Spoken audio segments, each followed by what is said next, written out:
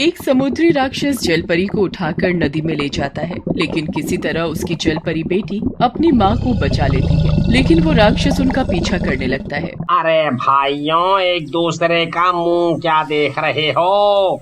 चलो इन दोनों जलपरियों को उठाकर पानी में फेंक देते हैं, नहीं तो वो राक्षस नदी से बाहर आ जाएगा, बाहर। तभी उस जलपरी का पति गोपाल डर जाता है और गांव वालों से विनती करता है, नहीं नहीं भाइयों, ऐसा मत कहो, ऐसा मत कहो। तभी मुन्ना और चिंटू भी वहाँ पहुँच जाते हैं। अरे नहीं नहीं अंकल, ऐसा मत कहो। मीना ने एक बार मेरी जान बचाई थी। अगर आपने उसे नदी में फेंका तो मैं भी नदी में कूद जाऊंगा। मेरा बेटा मुन्ना सही कह रहा है जी, हमें इस छोटी सी बच्ची की मदद करनी चाहिए। हाँ हाँ, कविता सही कहती है, हमें इनकी मदद करनी ही होगी। अरे यार, ये सब के सब गांव वाले पागल हो गए हैं। लगता है सबने मरने का इरादा कर लिया है। अरे मर गए रे, ये नास मिटा तो सच में इनके पीछे पीछे आ गया। अरे भागो रे भागो, अपनी अपनी जान बचाकर भागो। अरे मर गए रे, अब कोई नहीं बचेगा रे, अब सब मरेंगे। अरे भागो। फिर सब लोग वहाँ से भाग जाते हैं। फिर वो राक्षस वहीं पानी में रात होने का इंतजार करता है। विजय उसे पेड़ के पीछे छुप छुप कर देख रहा होता है। ये कमबख्त नदी से बाहर क्यों नहीं निकल रहा? लगता है रात होने का इंतजार कर रहा है। फिर सब गांव वाले एक जगह पर इकट्ठा होते हैं। सरपंच जी, आपने इन दोनों जलपरियों को तो बचा लिया, लेकिन अब उस राक्षस के गुस्से से कैसे बचाओगे? वो नास मिटा वहाँ नदी में रात होने का इंतजार कर रहा है। रात होते ही वो गांव में घुस जाएगा और इस बार कोई नहीं बचेगा। हाँ देखो चुन्नी लाल, मुझे पता है कि तुम्हें पूरे गांव की फिक्र है, लेकिन हम राधा और मीना को उस राक्षस के हवाले नहीं कर सकते। हमें उससे मुकाबला करने के लिए कोई न कोई तरकीब लड़ानी पड़ेगी। सरपंच जी, मेरे पास एक तरकीब है। क्यों न हम इसी तरह उस राक्षस को पिंजरे में कैद कर ले? वाह बेटा वाह, क्या तरकीब ढूंढ कर लाए हो हैं? अब ये भी बता दो कि उस राक्षस को उस पिंजरे के अंदर कैद कैसे करोगे? हैं? हाँ सरपंच जी, ये तरकीब सही लग रही है। मैं उस पिंजरे की एक तरफ बैठ जाऊंगी और जैसे ही वो राक्षस पिंजरे के अंदर आएगा, आप बीच वाला दरवाजा बंद कर देना और फिर वो राक्षस कैद हो जाएगा। नहीं नहीं राधा, इसमें तुम्हारी जान को खतरा हो सकता है। अगर पिंजरे का बीच वाला दरवाजा सही समय पर बंद नहीं हुआ तो वो राक्षस तुम्हें कच्चा खा जाएगा। नहीं नहीं, मैं तुम्हें उसका खाना बनकर उस पिंजरे में नहीं जाने दूंगा। देखो भाइयों, जो भी उस पिंजरे में उस शैतान का चारा बनकर जाएगा, उसे मैं अपनी तरफ से 2 लाख रुपए का इनाम दूंगा। अरे वाह वाह, 2 लाख रुपए। वाह वाह, ये स्कीम तो बहुत बढ़िया लग रही है भाई। सरपंच जी, मुझे लगता है मुझसे बहादुर पूरे गांव में कोई नहीं है। अगर कोई जाने को तैयार नहीं है तो कोई बात नहीं, मैं ही चला जाता हूँ। तो ठीक है, तय रहा। रात होते ही चुन्नी लाल पिंजरे में बैठ जाएगा। गोपाल, जैसे ही वो राक्षस पिंजरे में घुसे, तुम बीच वाला दरवाजा बंद कर देना, ताकि चुन्नी लाल की जान को कोई खतरा ना हो सके।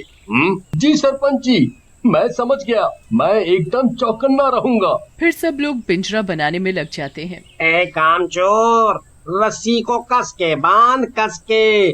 कहीं ये रस्सी खुल गई तो वो राक्षस मेरा काम तमाम कर देगा।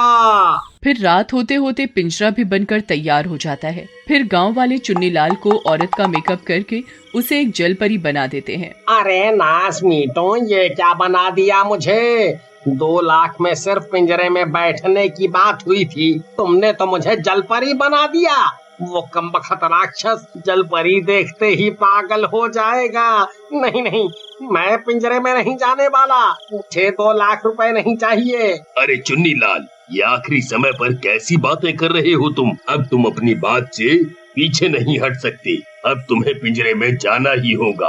अबे बूढ़े सरपंच, तू खुद क्यों नहीं बैठ जाता इस पिंजरे में? अरे मर गया रे, ये 2 लाख रुपए के लालच में मैं कहाँ फंस गया। तभी रात होते ही वो राक्षस नदी से बाहर निकल आता है और सीधा गांव की तरफ चल पड़ता है। पूरे गांव में उसके गुर्राने की आवाज आने लगती है। फिर सब गांव वाले चुन्नीलाल को पिंजरे में कैद करके वहां से दूर चले जाते हैं। अरे कमबख्तों, तुम्हारा नाश मिटे। मुझे यहाँ अकेला छोड़कर कहाँ जा रहे हो? मुझे भी अपने साथ ले चलो। मुझे 2 लाख रुपए नहीं चाहिए भाई। अरे बूढ़े सरपंच, मुझे यहाँ से बाहर निकाल। कमबख्त कहाँ छुप गया? अरे अरे मर गया रे, अब क्या करूँ क्या करूँ? तभी वो राक्षस गांव में आ जाता है। वो बहुत गुस्से में होता है।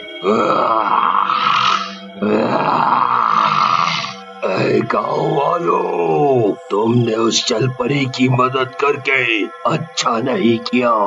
अब मैं किसी को जिंदा नहीं छोड़ूंगा।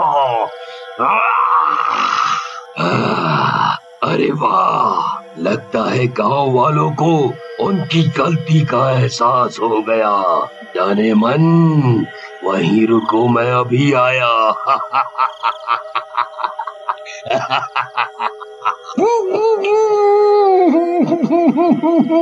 आई मम्मी, ये कमबख्त तो इसी ओर आ रहा है। अब क्या करूं क्या करूं? गोपाल वही पेड़ के पीछे रस्सी पकड़कर खड़ा होता है। अरे चुन्नी भाई, चुपचाप बैठे रहो, ज्यादा शोर मत मचाओ, उसे शक हो जाएगा।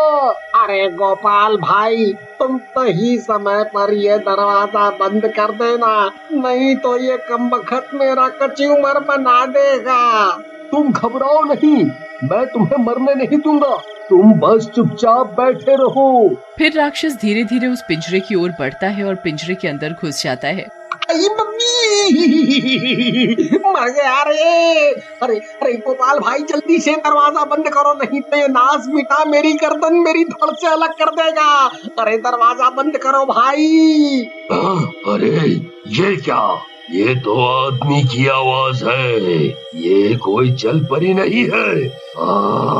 धोखा धोखा, तुम्हारी इतनी हिम्मत मुझे बेवकूफ बनाओगे।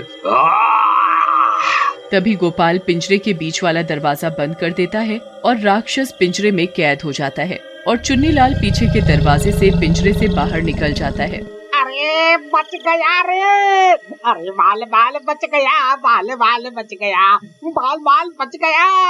फिर सब गांव वाले हाथों में मशाल लेकर वहां पहुंच जाते हैं। गाँव वालों, तुमने मुझे धोखा देकर अपनी मौत को बुलाया है। मुझे एक बार यहाँ से बाहर निकलने दो, फिर मैं तुम्हें चुन चुन कर मारूंगा।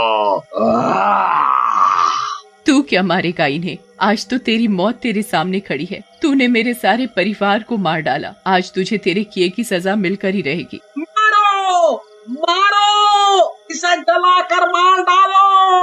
तभी वो राक्षस पिंजरे को तोड़ने की कोशिश करने लगता है। अरे गोपाल भाई, अपनी पत्नी को कहो डायलॉग बाजी खत्म हो गई हो तो जल्दी से इस राक्षस को आग के हवाले करे। अगर ये बाहर निकल गया तो सबसे पहले मुझे ही मारेगा भैया, मुझे ही मारेगा। राधा, अब समय आ गया है, इस बुराई को खत्म करो और एक बार फिर साबित कर दो कि जीत हमेशा अच्छाई की ही होती है। फिर राधा उस राक्षस को आग के हवाले कर देती है और देखते ही देखते वो राक्षस जलकर राख हो जाता है। ए सरपंच, मैंने तुम्हारा काम पूरा कर दिया है। अब शर्त के अनुसार लाओ मेरे 2 लाख रुपए दो।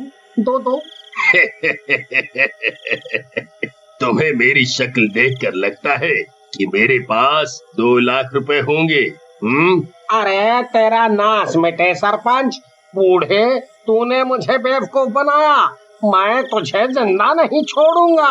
हाँ। अरे चुन्नीलाल, रुक जा। अरे रुक जा भाई, मैं गांव वालों को बोलकर तुझे 1000 रुपए दिलवा दूंगा। अरे रुक जा, मेरी जान लेगा क्या? फिर राधा, मीना और गोपाल खुशी खुशी गांव वालों के साथ रहने लगते हैं। इस सीरीज को इतना प्यार देने के लिए आपका बहुत बहुत शुक्रिया। Thank you so much guys.